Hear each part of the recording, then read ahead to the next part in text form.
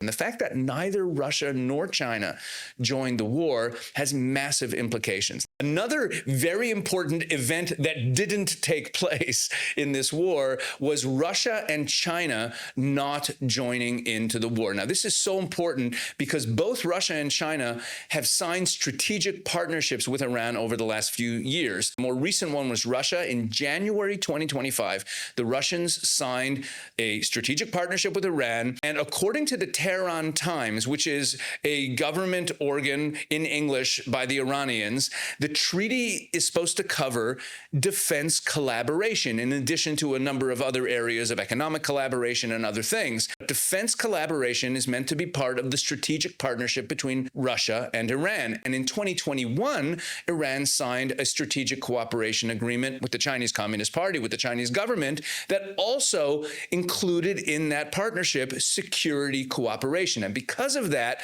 before Israel attacked Iran, and certainly before the Americans attacked Iran, there was a lot of speculation. People in the United States, in the political sphere, who were saying that there was a legitimate possibility that Russia and China would join the war on behalf of Iran, and it could escalate into World War III. This is what we heard from people like Tucker Carlson and Kurt Mills, a number of people who were counseling against America joining Israel's war against Iran, were warning, again, of Russia and China joining the hostilities. And the fact that neither Russia nor China joined the war has massive implications. Let me pull back the camera a bit and explain why. It's not just that they left Iran hanging. Over the course of the last few years, this three-part axis of Russia, China, and Iran has been the main challenge to American-led Western hegemony in the world. And this alliance between these three powers, Russia, China, and Iran, seemed like a real threat to the West. The fact that with Iran being taken down